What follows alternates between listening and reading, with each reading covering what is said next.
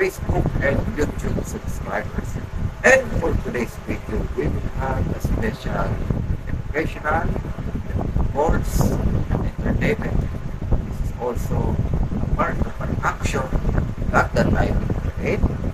The title is Babae Respetuhin, Huwag Ikangko. So this is something a video blog that will save the women's in the world, the mothers, the ate, the teachers, the admin, etc. Because when you see as a woman, iba dyan nanay, iba dyan is worker, what is the obligation or task of the man and work by the woman. So last March ago, we are celebrating the Women's Month, and that's not only every March we celebrate the Women's Month, but almost a year and every day. Dapat every day ay nirespeto natin sila, binibigyan natin ng pansin, at lagi natin silang sinusuportahan at ginagawa.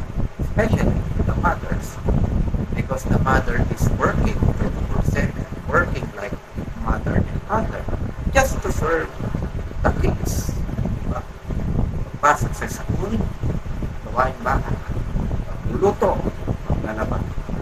And aside time, sadly that we discover some of the women in our country ay nakakaranas ng mga crimes. Ano ba yung crimes na yun? Especially yung mga catwalks, mga pagbabastos. Yung iba mas punta, skill, kidnap, rape, diba? Kaya dapat pangalagaan natin ang mga girls. Diba? So, for this lesson, I will give you is the slide of the women's fighting against crime. So, ipapakita ko sa inyo dito yung mga women's, ano ba yung mga inaharap nilang pagsubok sa ating mundo or against dito sa mga men's na manunubog or any crimes na kanilang pinagdaraan. Until our government and our former President Rodrigo Duterte creates a rule to save the woman against sa mga pasaway na kanilira sa mga kababaihan, especially to save them. As we celebrate last March ago, Women's Month, pero dito sa programa ito, ay hindi Women's Month, dapat lagi pa rin natin dala ang respect. Respect all of the women, kahit yung mga batang girls, because they are also a woman. So you will check it out. First here is the rules to save the woman against crimes at ang kanilang kalaban para hindi check. Bus driver nagpakita ng maselang bahagi ng katawan sa nakalitang motorista ng hipo naman ng babayang isang lalaki sa Albay. Ang mga nahulikam na insidente, tinutukan ni Cedric Castillo. Masdan ang lalaking nakasombrero na tila nagmamanman habang abala ang lahat sa convenience store na ito sa Pulanggi, Albay. Maya-maya nang papalabas na ang lalaki, bigla siyang pinaghampas ng isang babaeng customer. Pasimple raw palang hinipuan ng lalaki ang babae na nagse-cellphone noon. Pero imbes na sumibat, sinugod at inambahan pa ng suntok ng lalaki ang babae na napatakbo sa takot. Agad namang nahuli ang suspect. Ayon sa kanyang mga kaanak, may diferensya raw siya sa pag-iisip. Sa away trapiko naman nagsimula ang pagpapakita ng ari ng bus driver na ito sa Calamba, Laguna. Kwento ng nakalitan niyang motorista, ang bus driver ng araw ang nangkat, siya pa ang nagalit. Tinangka pa raw siyang suntukin ng bus driver pero laking gulat niya nang ipinakita nito ang kanyang ari. Kasama noon ng motorista ang kanyang ina at kapatid na dalagita. Sinisika pa naming makuha ang panig ng bus driver. Pero ayon sa pinagtatrabuhan niyang Superline bus, malinis ang record ng driver sa nakalipas na 10 taon. Maging sila raw, hindi inakalang magagawa ito ng driver. Hindi muna siya pinayagang bumiyahe habang nag-iimbestiga ang bus company. Cedric Castillo, nakatutok, 24 oras.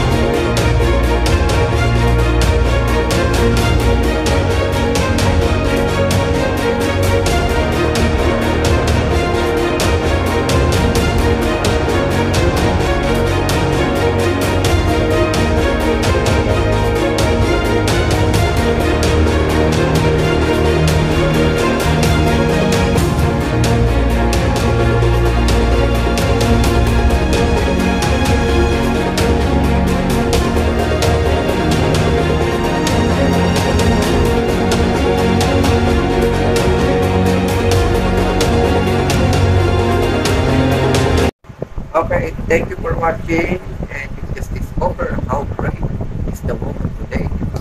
So, after sila kapag-tripa.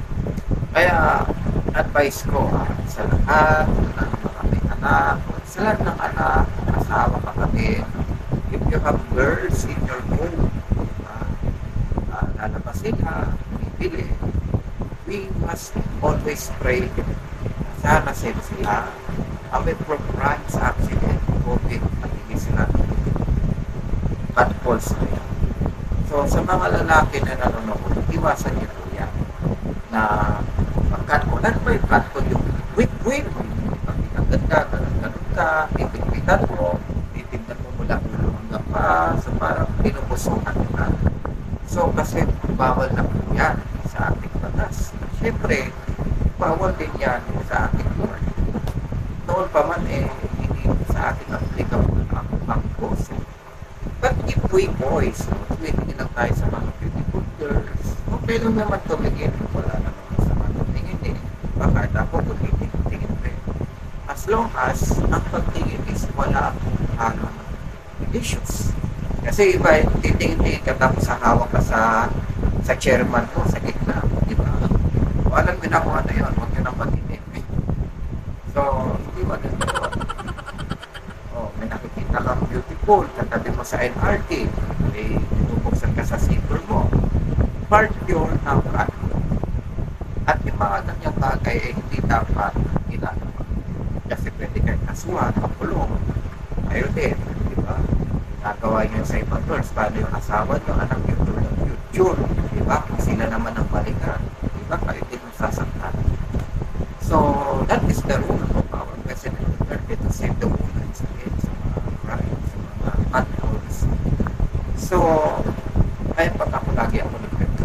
So, I pray my mommy, my sisters, maglalabas silang safe. Tsaka binabantay ko kung sila din ang kanya.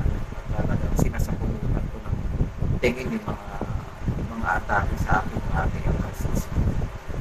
So, if ever, some of our correspondents on this one, you may report in our department, sa police, sa FBI, sa ano nyo, barangay chairman, captain, ganyan, para mahuli yung mga ganyan na gumagawa ng karumaluman sa ating bansa.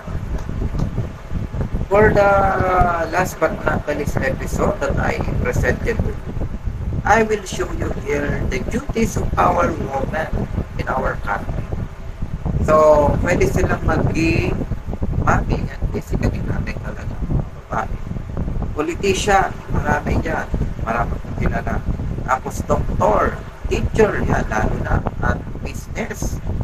Diba? Sa business, may mga babae na rin. Akala niya sentry sila. Bigyan natin ng chance sa mga girl natin. Okay. So, ayun. May mga girl or mga girls na nagpapatakbo na rin po ng mga business dito sa Pilipinas. So, we will discover what woman can do in our country. Hindi lang tayo mga barako. Yung mga rosas din pagbigyan natin. Sabi nga ni Pipi Lenny, kulay rosas ang ating Pilipinas. Kahit hindi siya nanalo, yung words niya, yung phrase niya, napakaganda na pagbigyan natin iba magkaroon ng chance.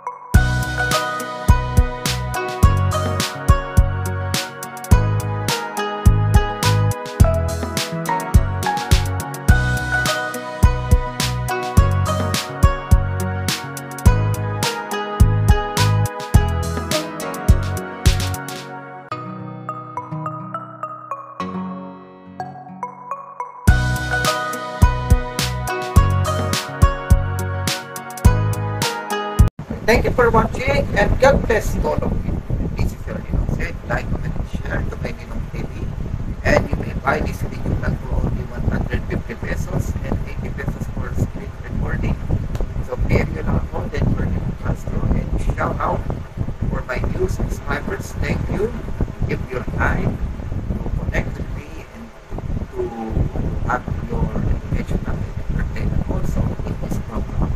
You know, we promise you work hard and to make some of the good variety show to our nation and to the generation C and XYZ. Ayan, mga millennial. So, thank you po. At dito po nagtatapos sa ating programa. Ako po ay saludo sa ating mga girls na lumalaban sa buhay. Pwede maging nanay, pwede maging tatay, pwede maging kahit ano, just to serve the nation and the economy and their children. Kaya sa mga kalalakihan, so huwag natin silang bastusin. Tayo man ay iibig ng mga girls, make sure na sila ay mamahalin nyo at hindi nyo lulukoy. Kasi parang ninyo na rin silang binastos o parang na kayo gumawa ng platform or pride. If you only love the woman because of the bad, but the responsibility is not included. So, hindi pa kayo. Batas rin na dapat panagutan ang ating mga ginawa sa mga girls. Lalo na mga maagang magiging mother, hindi naman ng jowa. Pwede rin kayo kaswat yan. Pwede rin kayong pasol na rape, scandal, if it doesn't care what happened for the rape. So let's take care and let's always pray to the Lord and Jesus para sa ating kaligtasan at labanan natin ang mga walang yung mga nagugulong or naninira sa reputation. Thank you. See you for my other video vlog. And this is once again, Babae Respetuhin, wag ikat ko.